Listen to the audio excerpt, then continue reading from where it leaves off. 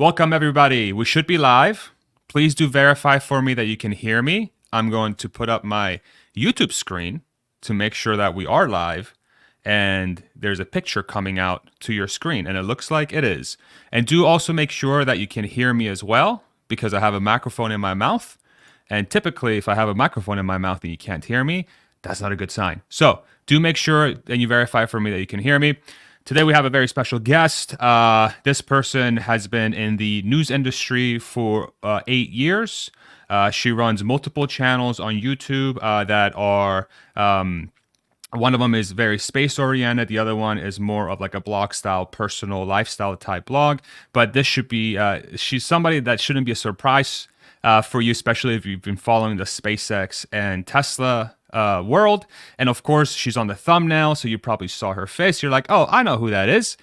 Ladies and gentlemen, Ellie in Space. Welcome. Hey! Clap, clap, clap, clap, clap. Woo! Yeah, the silliest little intro ever. Thank you so much for making the time, Ellie. I really appreciate it. Seriously, thank you. Thank you for coming back. I love going live. Yeah. And this, of course, is a live stream. So as we are going through the live stream, post some comments, everybody in the comments section, any thoughts as you have on this topic. Obviously, the title of the video is geared towards us talking about journalistic integrity and a lot of different things along that line. As a lot of you already know, and especially if you're part of the Elon universe, you know that we've had some interesting things happening here in the Elon universe in respects to media. And obviously with... yeah, every day, every single day. And I guess the best way to start, Ellie, maybe we'll pull up the tweet that Elon put up for us here sometime this morning. Oh yeah, there it is, that one. Look at that, you're prepared. Farzad and I were trying to think of, well, what can we talk about? And perfect, you have screen sharing. Yeah. And coincidentally enough, Elon tweeted this today. The media is a click-seeking machine dressed up as a truth-seeking machine. That couldn't be further from the truth. That is the truth. He posted yesterday about every single, moment in his life becoming a supernova, crazy clickbaity headline, and it's getting out of control. So what kind of things can you share from your perspective, Ellie, since you've been in the industry for a while? I mean, 8 years, you've kind of seen, and you were in local news. So maybe for those that are not familiar, give us a little bit of an introduction again on sort of the specific things that you worked on a daily basis. But I'm super curious to hear your thoughts, like as the news broke, specifically with this Wall Street Journal thing that happened in the last couple of days. Curious to hear your take and sort of what you've been seeing from your side. I'm sorry, my cat is like having a sneeze it's all attack. Good. Hear the sneeze, it's my cat.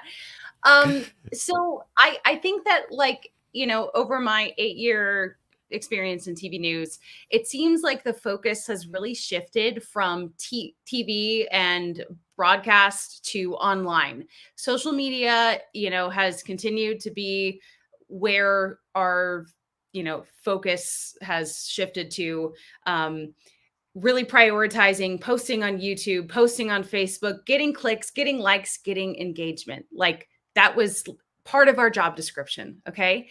And how do you do that? How do you break through in a world that is increasingly full of noise? Like we are in such a, overstimulating, it's loud. And how do you get someone's attention and make them click on something, without kind of maybe embellishing or making something interesting, right?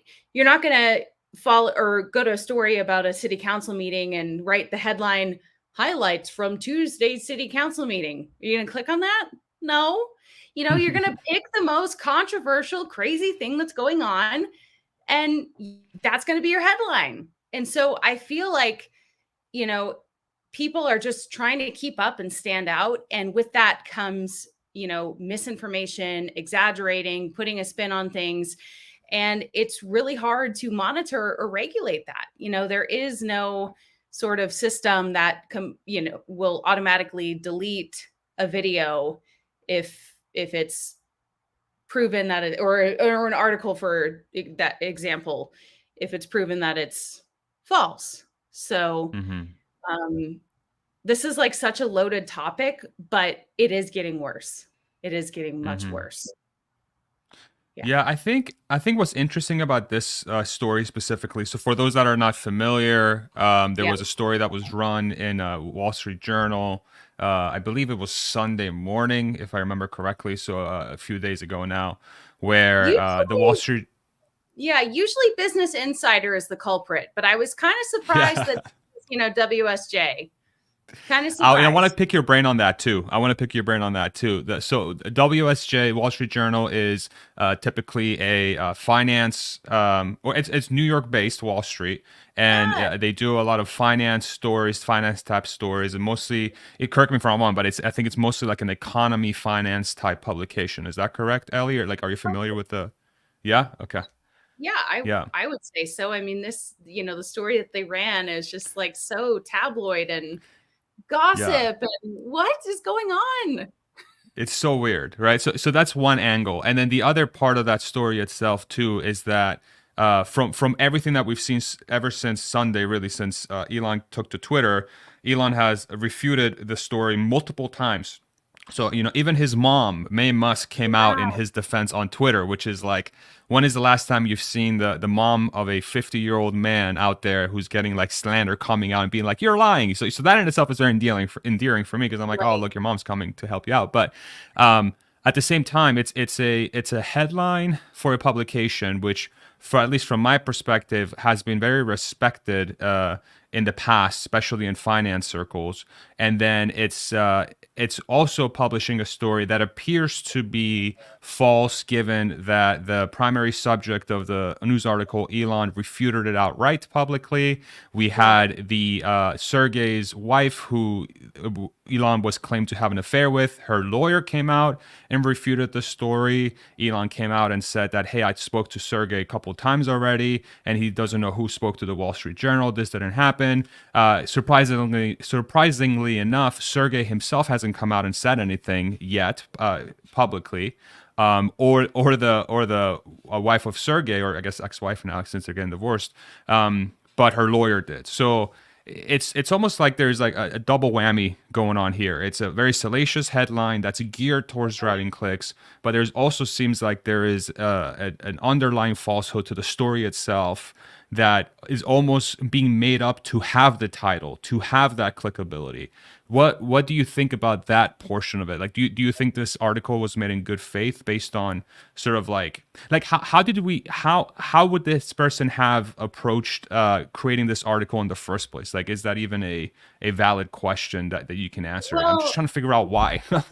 I'm trying to figure out why too, because it's not even on brand with what they're supposed to be reporting, and what their consumers want. So I don't really understand the motivation behind it, but I sure hope that it, kind of docks some points off their reputation.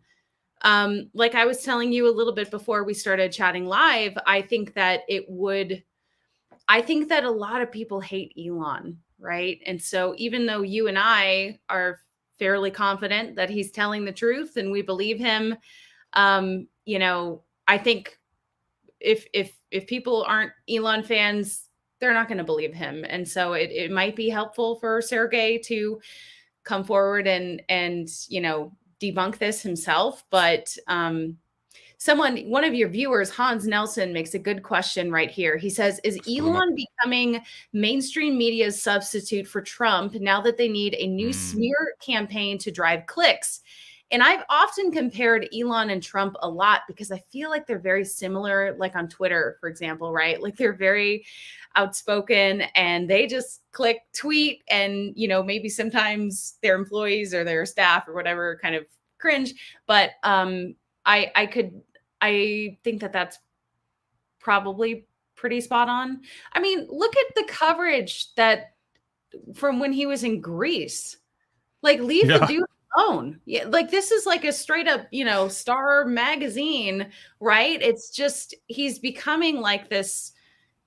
It's just like tacky, low hanging fruit, gossipy celebrity headlines. And this man is changing the world. And, I know he's not perfect, but um, yeah, I hope that the Wall Street Journal can be held accountable for this if it is completely rubbish, because, and that kind of like goes into this whole conversation. And, what is the solution? How do we incentivize truth? How do we, but we also don't want to have just like overbearing, regulation of some sort. Like no one Right. wants more government, more whatever. So it's like a really hard problem to solve. And I think too, if you're just going to put it on the individual and say, well, someone should just be more responsible themselves and like do a little bit more research. I don't think a lot of people are willing to do that, like Yeah. that's on them, Yeah. but It's yeah. almost like the whole reason why like news and journalism worked. I'm going to say in the past because I'm not even really sure sometimes it doesn't work, but like the whole point of having these truth tellers, like the way I always thought about journalists and people that worked in news media outlets such as yourself and anybody else, like these people are meant to be truth tellers so that they can research what's going on in the world, right? So let's think about like what is the core principle of a journalist or a core principle of a news place. Yes. It's for them to go out there, find the truth of what's happening, and then bring it out to the people so that they can understand what is happening in their communities. And from a little bit of research that I did, this obviously started super small. So you had this with, journalists or news people or people that found out what was going on in their very small local communities. And they went out and, before the printing press or whatever, they went to the town square. This is what's happening. Here's what's happening, guys. This is what I found. Here's Right. the truth that I'm trying to pass on to you all. And here's what's going on. So that's what I thought. But I think there was a comment that was left even before the live stream started by somebody that said that how much of this is really Wall Street Journal and all these new things becoming more like tabloid sort of misinformation, skewing the truth, or how much of this is really the internet and the age that we live in now are really starting to expose or give tool sets to those that were spreading misinformation and lies before, but now it's much easier to actually prove as false because we have the tools like the Elon coming out and saying this is wrong, and the internet and Twitter and God knows what other tools we have that are Right. saying, hey, like this is happening. So I'm curious to hear your thoughts on that. Like, is this something that we've always had that's sort of coming to light now because of the tools, or is this it's a new trend of the age that we live in? What do you think? I think that what's happening now is it's like, spreading information and on steroids because, things spread so quickly online with social media. I mean, think about how it used to be with just TV news. You would wait until the 5 o'clock broadcast to figure out what happened that day. And now, like, TV news can't keep up with online, which is why they're prioritizing online so much and just going live, Facebook Live from the scene before they even put anything on TV. And so I think that, we're not really equipped to handle how quickly things are moving online. And because of how quick it is, it can be hard to sort of like rein in or filter that misinformation Mm, initially. Yeah, it's a really tough topic for sure. But I think you make a good point, like with the sort of checks and balances of, on the same token, Elon can post a picture and say, yo, this is false, this is fake news. But it's a so do you think problem. it's like a newer? Do you think it's a newer phenomena? Then you don't think this was nearly as rampant before? Like if you were even thinking like 8-10 years ago, like the what was perceived as potentially false versus what's perceived as potentially false now, like, or is that too tough of a question to ask? Like, do I we would even have the data? say no, I would say it's worse now because everyone's online now and like look at just the footprint of social media now compared to what it was 10 years ago. I mean, Mm-hmm. like it's massive. It's massive. Mm-hmm. So Mm-hmm. I think it's probably worse and harder to control. And yeah, I've been trying to think, ever since we decided we would talk about this, like what is the solution? Yeah. Is it giving the Wall Street Journal, reviews or like a trust pilot rating, right? And like, figuring out like, is this a verified source? Is this credible? And I think it's sad to see, I mean, the mainstream media is getting it huge right now, right? You would think they're credible and they're trustworthy. And I think people on both sides, the right and the left, are starting to lose faith or maybe not be as trusting of just accepting this information from this news outlet because, well, they must be professional and fact checking, and that's just not always the case. Yeah, I agree with you there. There was an interesting comment here from Diovan that I want to highlight. I don't think people hate Elon. He is popular. This is what happens to people that care about. Maybe that's I don't understand that line a little bit. So maybe Diovan helped me understand that a little bit better. Without mainstream media, Elon gets very little negative vibes, other than that from people who are short Tesla, and that's an interesting comment. And I think I agree with Ellie a little bit because with some people that I do speak randomly, like it's kind of blind hate. It's like a very blind, but it's also fed by that mainstream media bias, you know? So it's an interesting comment there that was dropped. What do you think? I think that it we might be running into the issue of like these echo chambers where you and I are very involved and invested in the Tesla world, literally invested. And also, our Twitter, we're following all the Tesla people. And so we're surrounded by more people that are probably fans of Elon. But I'm telling you, a lot of my friends, even some of my family members, they just think that he's like this super villain because he's rich. He's a billionaire, which means this about him.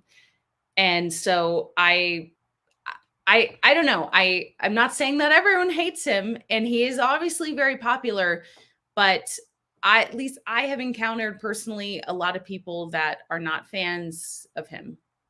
Where does that sentiment come from?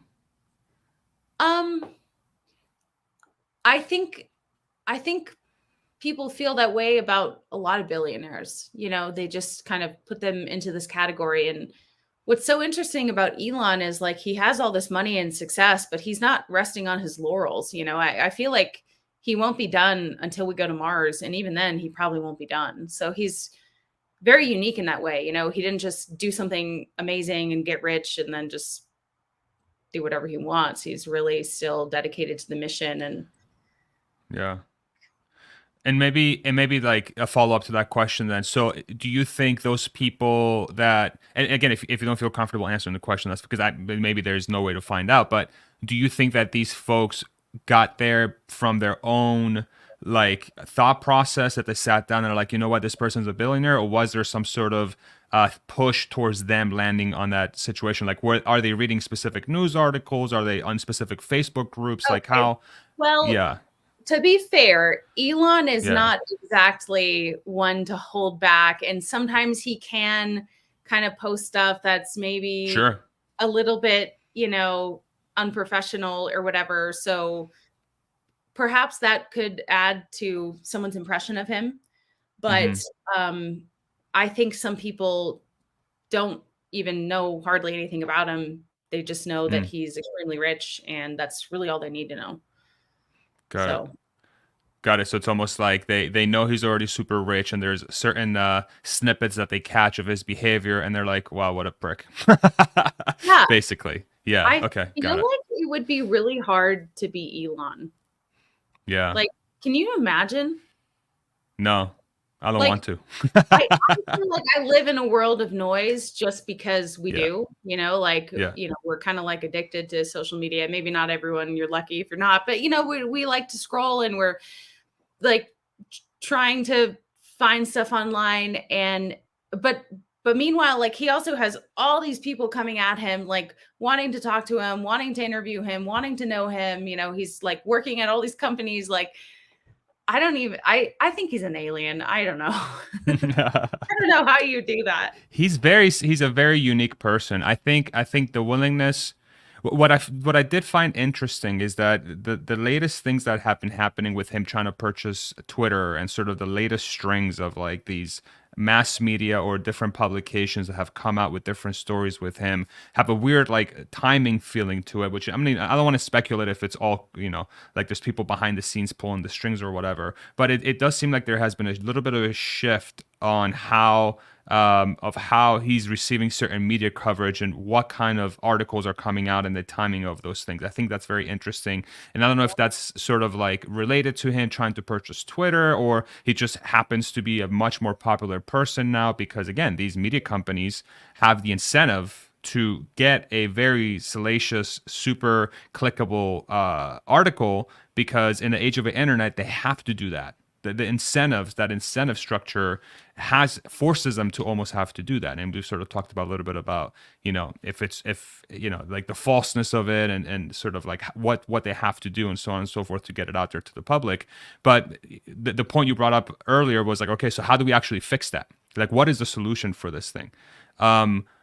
If you were in charge of the media landscape in the world or the United States, and this is of course an impossible question to answer, but Yeah. I'm curious, with your background and sort of what are the right things to do as a journalist, and what are, you've been in media as well, so that you understand how these things work, especially to an extent in the field that you worked on.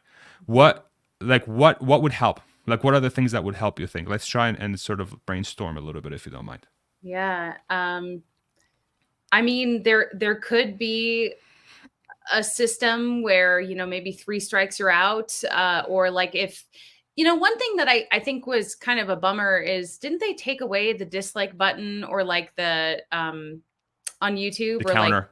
yeah, like like us as creators, we can see, hey, this video only got 96% likes, but you guys can't see that as the audience. And I think that that was a really helpful tool for sorting through. Mm, And had that information still been public, perhaps the algorithm could just either completely stop promoting a video that has so much negativity, or again, it's such a hard question because, you know, free speech is so important. And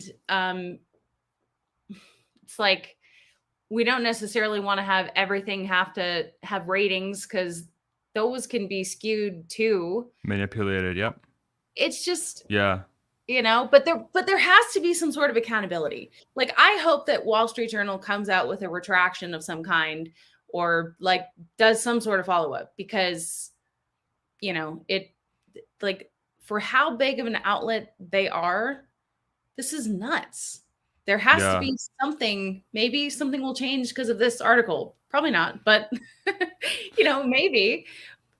It's, I think, here's what I think is happening right now today. I think more people are waking up to this.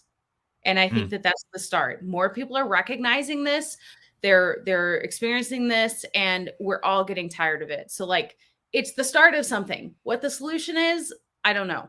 But we are seemingly all coming to the same consensus that we're sick of the bots. We're sick of, the spam articles that are in our feed. And so what are we going to do about it? I don't know, but the first step, right, is recognizing that recognize you have a problem. We have a yeah. problem.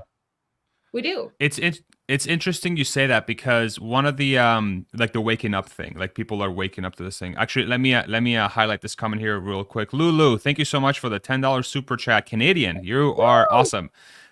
Game, entertainment, and even comics journalists have gone way too political and just full of garbage. They shamelessly lie in our faces like we're idiots. Besides that, hello everyone. I love how you ended it all positive. They ended it all positive. I Thank know, you. right? Any thoughts about that comment? I think I do see that, like, there's more and more folks that are having some, like, no, it's no problem at all. They're having some slants to whenever they're trying to report something or say about something. Have you seen that as well, or do you have any comments on that comment from Lulu? Let's see. Let me read it again. Game, entertainment, and even comic journalists have gone way too far. Yeah. Yeah. I think I have. Have you? Okay. Yeah, I I, definitely have. Yeah, yeah. because Yeah. there's like certain mediums that I follow, and I can, like, and again, goes back to the free speech thing. It's like, okay, so like obviously there's this is more a question of professionalism. Like, Right. what is the professionalism standard of a comic book writer, or a comic journalist rather, or an entertainer? Like, and then what is the context of what they're trying to achieve as well? Like, there's certain things that people should speak up about. Like, if a bunch of entertainers feel like, I don't know, they're playing shows and freaking the security at the shows is awful and they feel it's because of security or whatever, they should speak up. Or if they're not being funded enough for whatever reason, like there's still got to be a line for free speech. But I do notice that sometimes some people do it for clout chasing a little bit, you know, to try to fall in line into the camps that they're doing. But it's a very interesting comment, and thank you, Lulu, for sending that. There is I do want to go back to the original point I was trying to make, excuse me, which was around what you said around the we were talking about the trying to the accountability, like the dislikes on YouTube, and how that brought a lot of like visibility into what we wanted to look into. And you know, not having the dislike counter was kind of a bummer nowadays, but before you were able to tell sort of where the ranking was of a specific journalist. I wonder how, or a video rather, I wonder if that is something that we can realistically implement when it comes to like broader journalism. So like Wall Street Journal, you know, is there a way for us to say, okay, so these, and I think there's like review websites out there that do this stuff, but like Wall Street Journal, they have a 25% like, you know, CNN, they have a, I don't know, 5% like. Fox has a 2% like. I don't really know. So I wonder if that is one thing that we can do. And then the other thing that was really interesting about your People Awakening comment was that even in my video that I posted recently about the Wall Street Journal, Elon, I had multiple folks on my comment section saying, this is the last straw for me. I'm going to cancel my WSJ subscription. So I wonder how much people voting with their wallets is going to help change this. But my one concern there, and then we talked about this a little bit in our previous video, is as these publications, my fear is as these publications lose more and more memberships, they become more and more desperate because they have to create the income now, you know? Yeah, totally. I'm very curious to see if that is even something that, you know, like, because there's a percentage of people out there that are still going to be, I think, clicking on these things because it's more entertainment than anything, and they could like figure out how to get these things pumped out even more and more. But I do like the review system though that you kind of talked about, like the dislikes. Does something like that exist? Do you know? Is there something out there that tracks news publications or anybody in the comments? You know, I have seen like, because I follow a lot of journalists on Facebook, and some of their business pages, like they do have the review feature activated, which is kind of weird because it's like, dude, you're a reporter. But some people will leave, you know, like 5 stars, you know, Jordan interviewed me about blank blank and did a great job. So I don't know. But again, it's like a lot more work, and I just don't know if everyone's going to want to do that. But I think the problem is going to get worse. And when I quit my job in TV news, which by the way, that was like 2 months ago, so pretty fresh. Yeah. But you know, I told my boss that I felt like, you know, YouTube really is the future and more people are online, and these news outlets know it. You know, they're creating their own YouTube and they're posting every story on YouTube, and they're trying to like they post stupid shit on Facebook. You know, it's like, you know, out of these 4 breakfast foods, which one would you get rid of? That's not news, but what's the point? Engagement. And if you get engagement that day, then, you know, you're doing good. So it's becoming like, you know, the line between news and like actual journalism and entertainment and engagement is totally getting blurred. Yeah. But, I do have I remember before we even started, like I told you, what was my opening statement? I've been feeling very pessimistic. I've been feeling very pessimistic about this whole thing. I mean, look at your comments right now. Look at your comments. Everyone, they're saying, you know, there will be even more click chasing for adverts. Mainstream journalism is losing credibility every single day. I think people are feeling this on both sides. And I think that that's also why you see this rise of content creators that, you know, are getting huge followings because people trust them more than they trust mainstream media. Yeah. I feel like, and there's a huge loss of respect for news. I mean, you know, the last couple of years, I can't tell you how many people I've showed up to a story, camera, tripod, microphone, and they're just like, you know, are you fake news? How are you going to spin this story? And I'm like, well, not planning to, but there's a lot of like mistrust. And just because I showed up with my Mike flag and my jacket, it's like automatically don't like her, don't trust her. And it's unfortunate because I don't think I ever did anything untrustworthy, or I really tried to stay impartial. And I actually, just to plug my channel really quickly, Ellie in Space, I did an Please. interview recently with Space Eccentric. So if you follow him, he's covers SpaceX news just like me. But at the beginning of the pandemic, he really started to voice his political views. He's pretty far right. And I don't want to do that because I think that, journalism should be impartial. But he definitely has people that support how open he is and they want to follow them or him because they agree with him. But he's also lost a bunch of people too. And so I kind of just asked him, like, was this worth it for you? It's interesting. And yeah, so, there's also people online can be partial and share their views. And so you have to make sure that you understand that too if you're going to consume that content, because it's not well, but I say that, but it's like even news now, like there's usually a slant. So while there Yeah. shouldn't be, there usually is. Do you think that's why? Do you think that's why ultimately you had folks coming up to you and saying, "How are you going to spin like the news now?" Do you think it's media itself that has sort of like self-inflicted this wound? How do you think about that? Well, I think that it's because, honestly, I think it's because I worked for a Fox affiliate. And I think that there's a lot of confusion between a local affiliate news station and Fox News Channel, the network. So I'm like, no, I'm literally here to cover this fire that is local news. I'm not here to give some commentary on, something about, I don't know. Why do you think those people feel like that about Fox News and network anyway? Like what or they or vice versa? Yeah, I mean, I think that there's plenty of people that feel the same way about MSNBC because, Right. I mean, so it's not just to call out Fox News, but I think that because a lot of these networks, like, it's pretty obvious which way they go. And that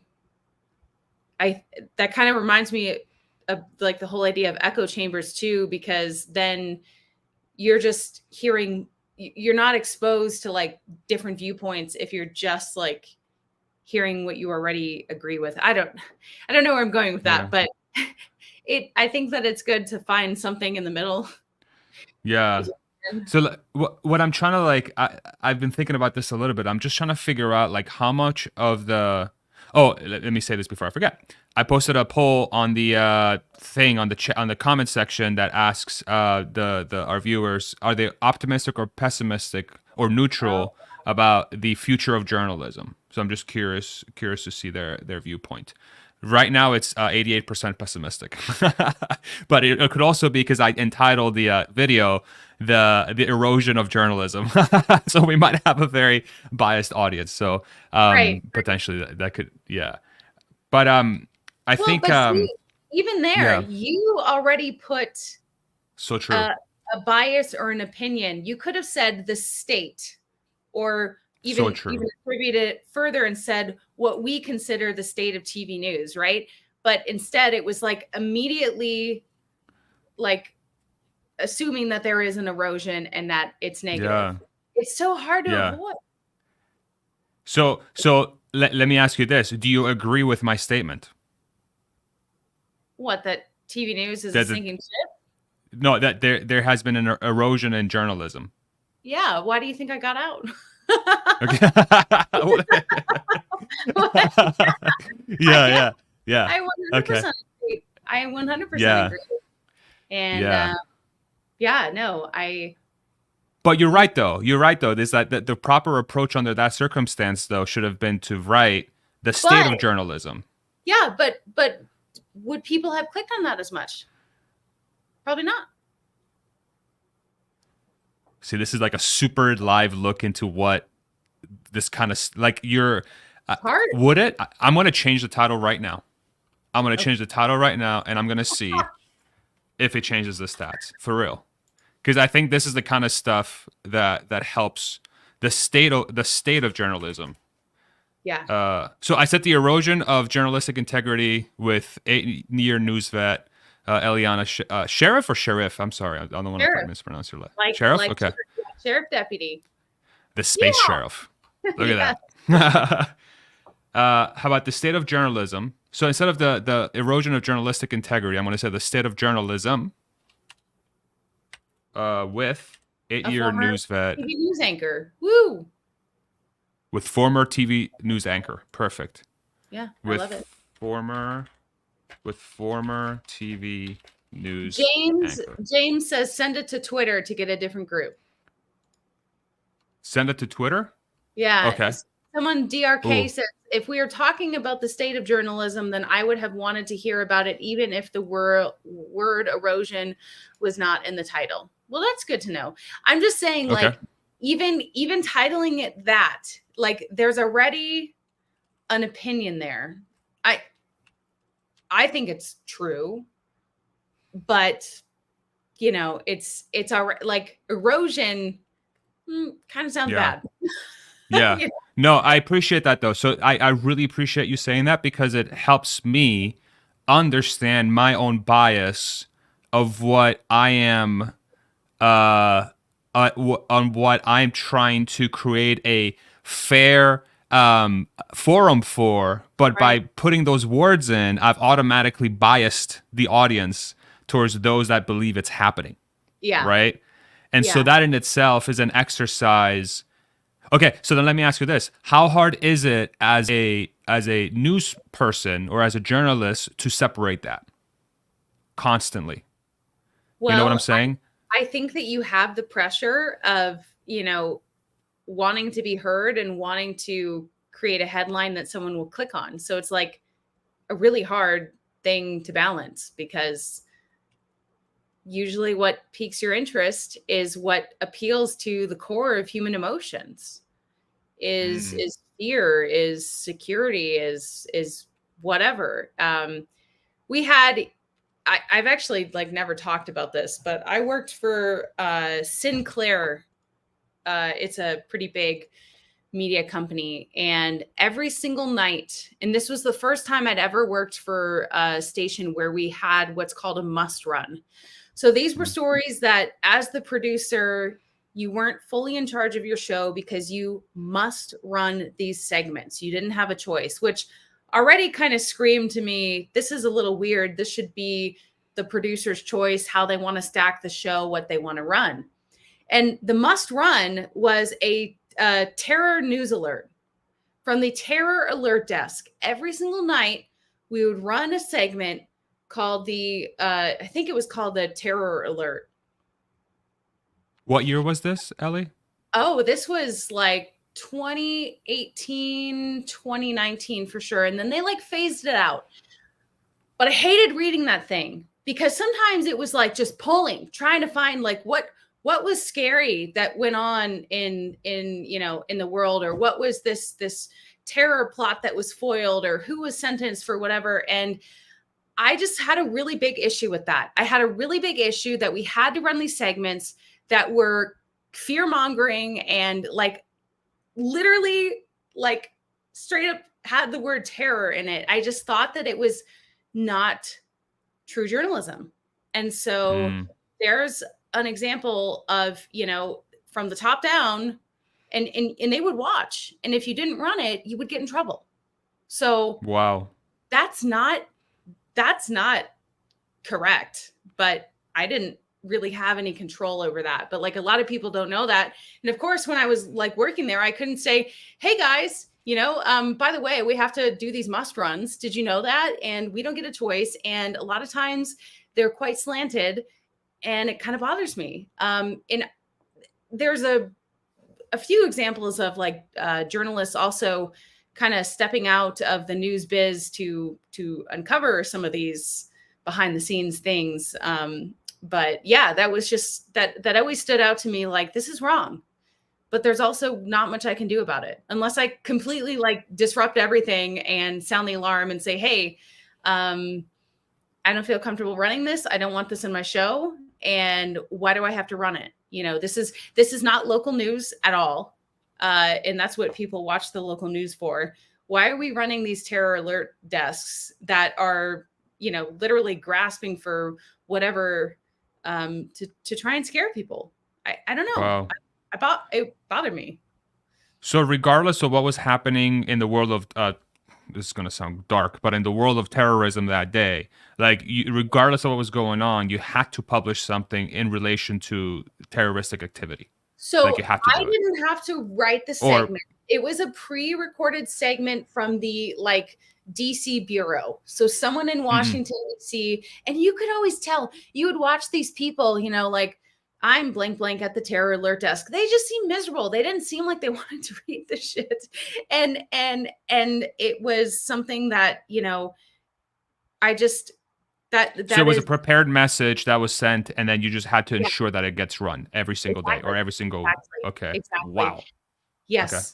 Yeah. Okay. And this was like regardless of what was in there or how severe it was, it's like we have to talk about terrorism. Okay. Yeah.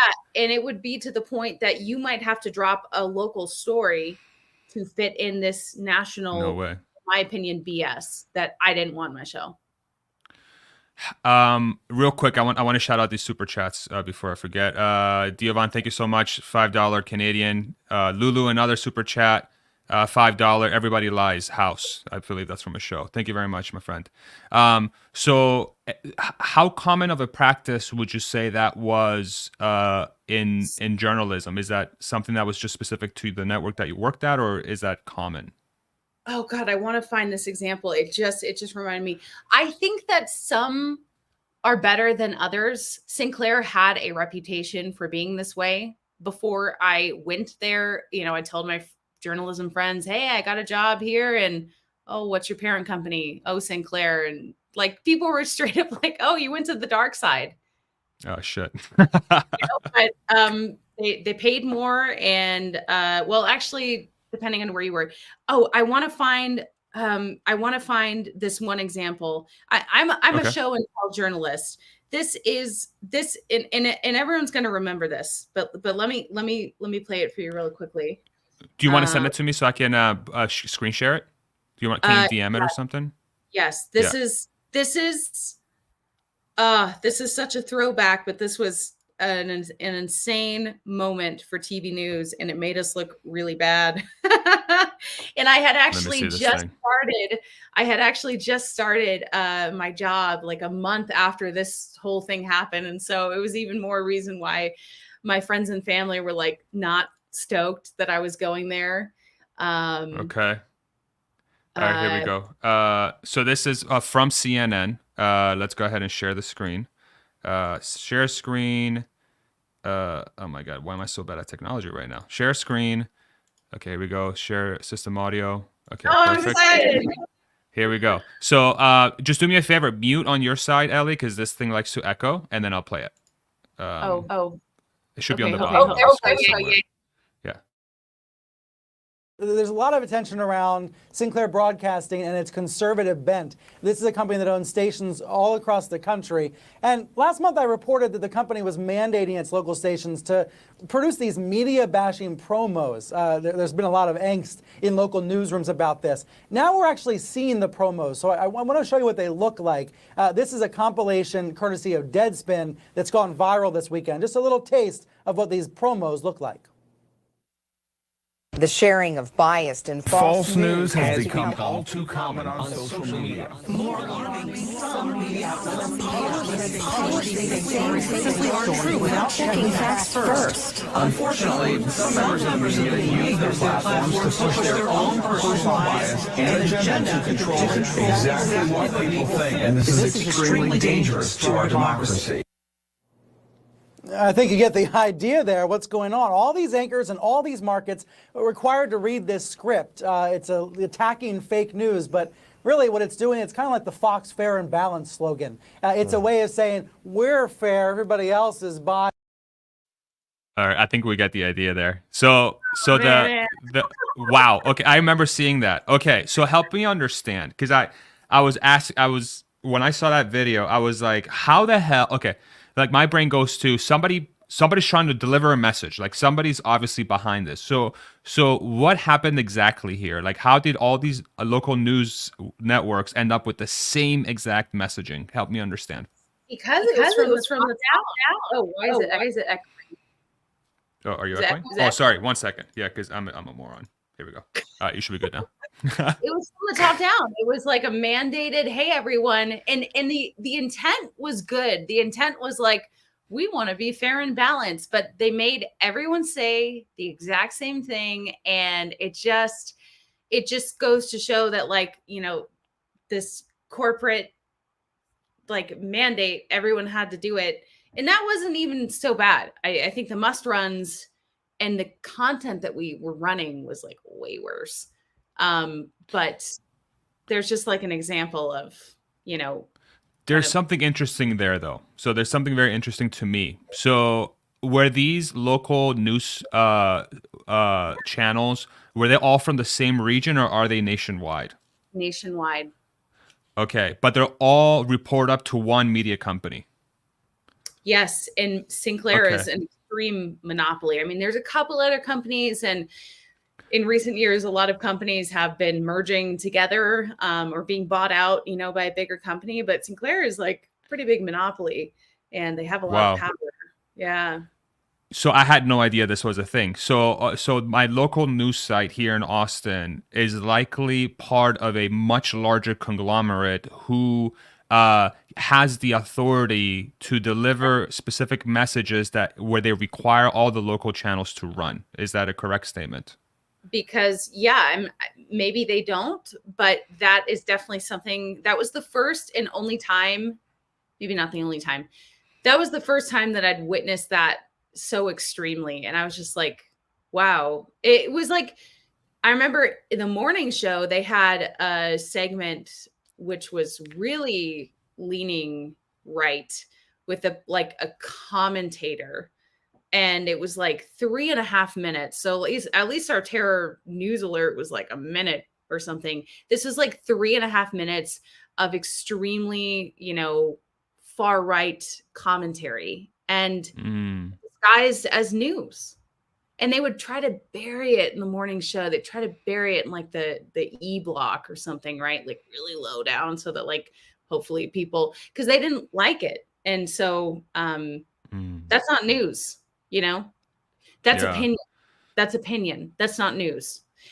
If you want to do Wow. that, watch, something that is opinion. But that was really pretty bad to me. And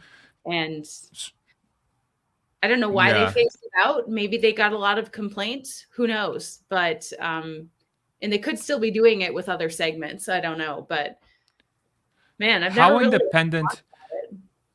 Yeah, how independent truly are these local news sites, since they're so let me rephrase that question. Do you know of any local news channels that are not part of a larger conglomerate or a larger group, or are they all basically owned by a larger parent company?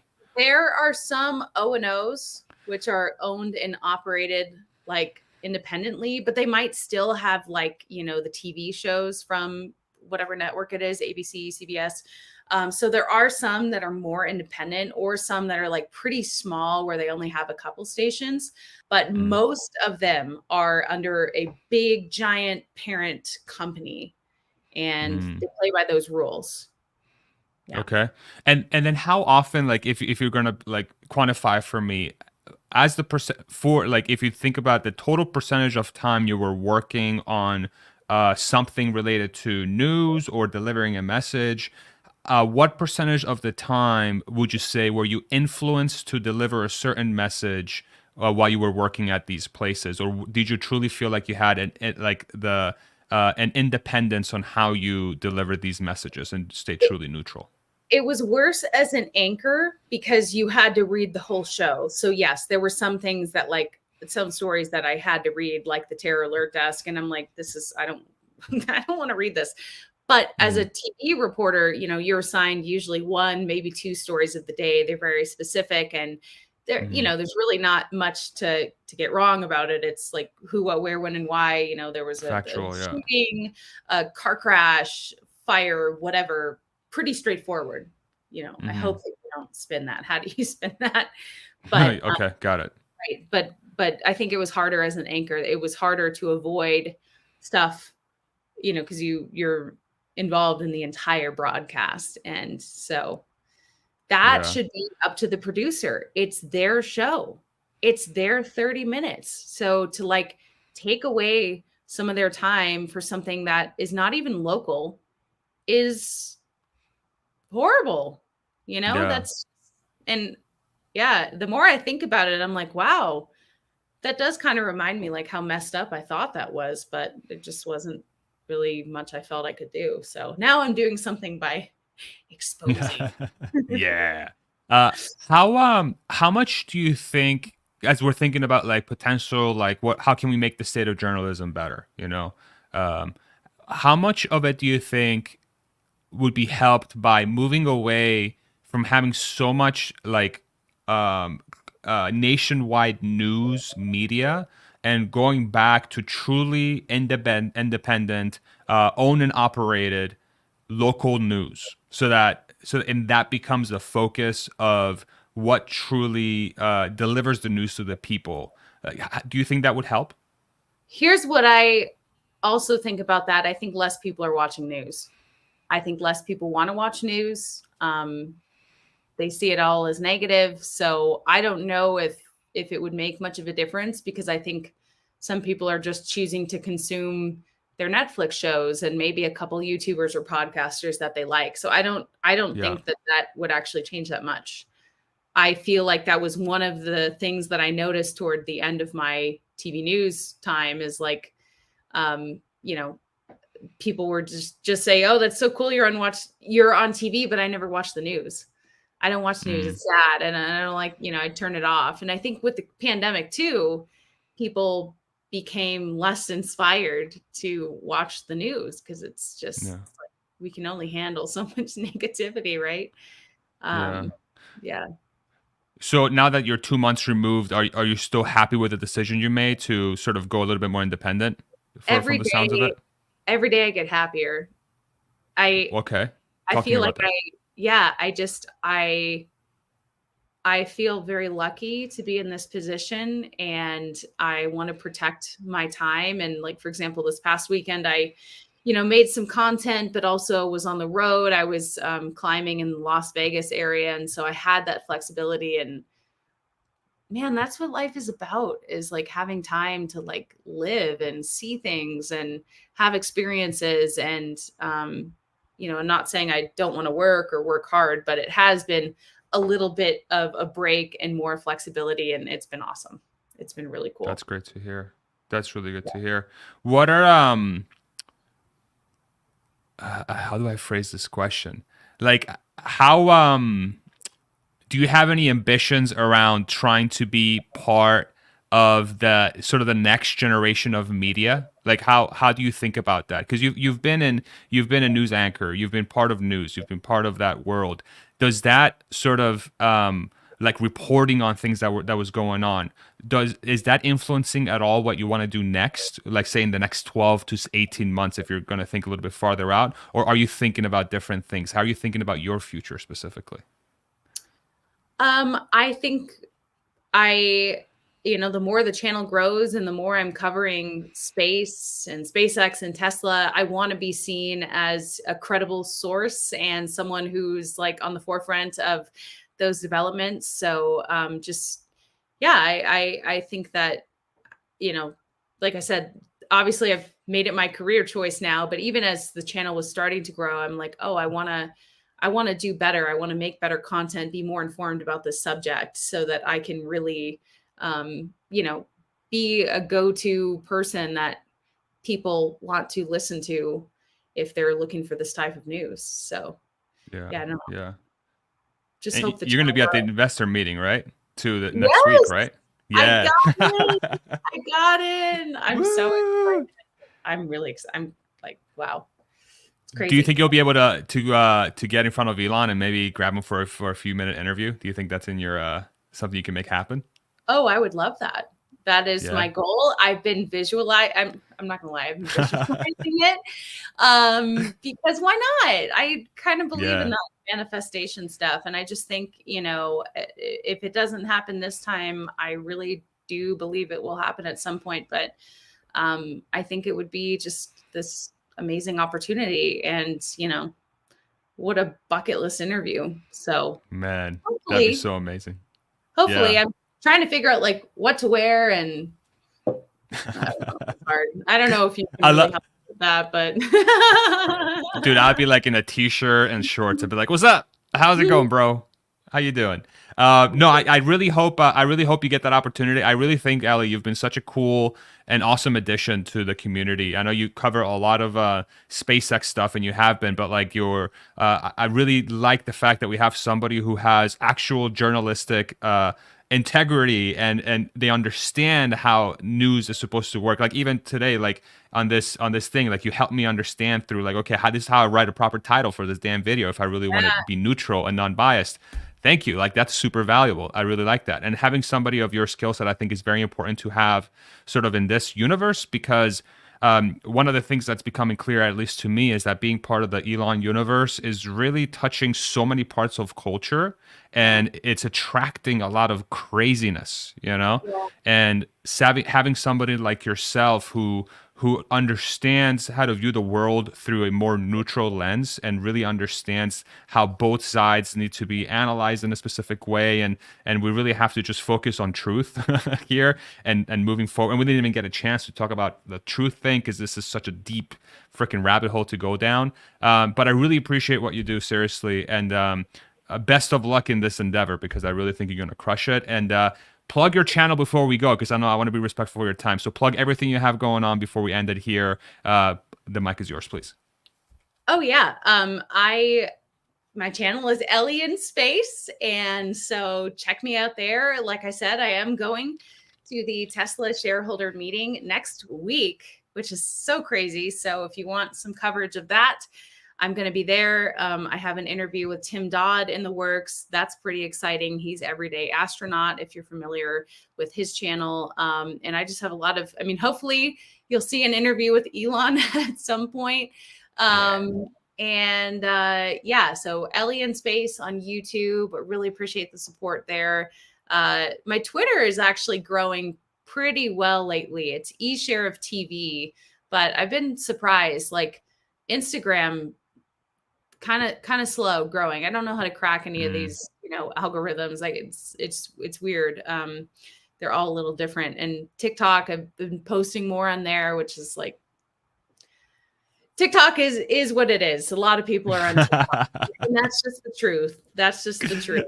It's facts. But Mark Marco says, what is your other channel? A fun channel. My other channel, now that I am full-time and I have more time to, create videos, I love rock climbing. And so I had been making videos of my climbs and some of my hikes. I like that too. And I realized that I don't want to spam Ellie in Space with, me on the side of a mountain, but maybe people want to see me on the side of the mountain and feel what that's like and get sweaty palms. I was telling you, Farzad, a little bit.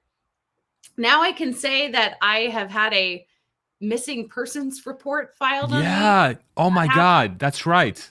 We could have a whole live stream about that. Maybe God. Another time we'll have a story time, but that was pretty intense. I I to Red Rock Canyon, which is in Las Vegas. And, I did a climb on Friday that went great. It was multi-pitch, 750 feet off the ground. Really cool. Great time. What happened on Sunday is that we went on a canyoneering adventure. And if you don't know what canyoneering is, the whole idea is to go down and descend the mountain via rappelling. So rappelling is where you lower yourself on a rope. This rappel was 23 rappels. We started at 6 a.m. We were supposed to be done in 8 to 10 hours. It took us 19 hours. And so unfortunately, my family, we lost daylight. We only had 2 headlamps for 4 people. I had to rappel 200 feet in the dark. it was nightmare fuel. Jeez. Not only rappel, for a lot of them, you had to swim through water to get to the other side. It was a very scary situation, but where am I going? Did you with have food and water? So we had a water filtration system. I did have some food. I packed, enough for like half a day. And man, I was blowing through that dried mango, but oh, it's so good. No, in all reality, it very much felt like a life and death situation. Not because not because like I got severely injured, but it was like knowing that I could, and that I had no service, and I was in a maze where the only way to go is down. There is no escape. You can't hike out. And I have no service. So I felt so actually right before this live stream, I got a call from Las Vegas police, and they said, "Hey, you're listed as a missing person. I'm guessing you've been found." And I'm like, well, yeah, that was cleared up as of Sunday. But my poor family actually thought that I was dead because I was supposed to check in by 5. Wow. And I didn't get service until 1 a.m. So maybe, yeah. So anyway, check out That's my insane. channel. Yeah, please. Okay, can I ask you one last very quick question? Do you feel like that has changed you in any way as a person, that experience? Oh, it's made me a lot stronger, like mentally, knowing that I got through that. I mean, I'm not kidding you. Like, I'm a pretty adventurous, active, up for a challenge anytime person, but I was really scared just because, not having service is huge. I kept thinking, why don't I have, a Starlink phone? Like, why don't I have service right now? But it's like, you're really on those adventures. You have to be prepared for things to go wrong. And even if you're prepared, something can still go wrong. So it was pretty nuts. It was too much to take on. We're really lucky that we were all okay. And it just never should have taken 19 hours. It was like, and I realized like there was actually right before we did the final rappel, which was unfortunately the longest one. It was like the last thing I wanted to do was do it in the dark, and I had to do it in the dark. But I was like, should I just sleep up here and wait till the daylight? And I was like, that's going to probably put more stress. It's going to be worse, because I knew that probably someone would be wondering where I was. I didn't know the extent of, having a missing persons report. I told my mom the other day, I was like, is it too soon to joke about, what happens in Vegas doesn't always stay in Vegas. Report is filed about you. So, yeah. Oh, man. But I mean, I love it. I love the mountains. I just, and I don't think I'm going to like quit, but I think I'm definitely going to be more informed about what exactly I'm getting myself into. Yeah. It was wild. Yeah. 4 headlamps would have been nice. I agree. And I almost didn't even bring my headlamp, but we didn't think we'd lose daylight. It was like, dude, we're getting on trail at 6 a.m. How are we going to lose daylight? How are we going to lose daylight? It's crazy. That's crazy. That's crazy. Well, I'm so happy to hear you're okay. My goodness. That's freaking scary. I'm sure your family was freaking, oh my, I can't even think. Like, I'm like putting myself in their shoes. I'm like, boy, like that must have been freaking stressful. My dad left me like 4 voicemails, and I know he was crying on them, and I kind of like deleted all of them and I told him this. I was like, I can't make this any like more traumatic. I don't want to like make myself more sad.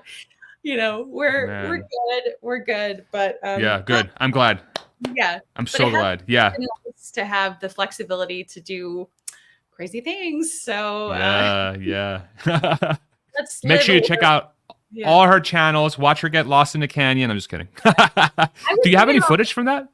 I do. And I was thinking about making a video. It was so funny. Like, I'm such a media person. I love like capturing every single moment, and not even a third of the way into the climb, I was like, F this. I don't care about the pictures. I don't care about the video. I'm very concerned, and I'm not in a good state of mind. It's 100 degrees out. We are in the middle of a maze. It's literally called the maze. Damn, man. Wow. Oh, Marco says my dad would have shot me. Well, wouldn't you want me to be alive? My dad was definitely very happy that I was alive. Yeah. Yeah. Mark wasn't going to make it out alive even if he made it out. DRK says that was a make or break moment. It really felt like that. It was like there was no way to get out but to commit and just keep going, even though you were scared. I mean, have you ever rappelled 200 feet? I've never rappelled. Oh, it's so scary. I didn't even learn the word until like last year. No, I'm kidding. I know what rappelling is, but like, yeah, I'm the opposite. I'm not very outdoorsy. Like I like my extent of outdoors is like hikes and visiting beautiful spots and going on long walks. Like that's my outdoors limit. But I like being outside. But I wouldn't say I'm like an adventurer. Like even my wife tries to get me to go kayaking on the lake here in Austin. I'm like, well, I have to like kayak. I have to like put effort, and I gotta be on the water. I'm gonna get wet.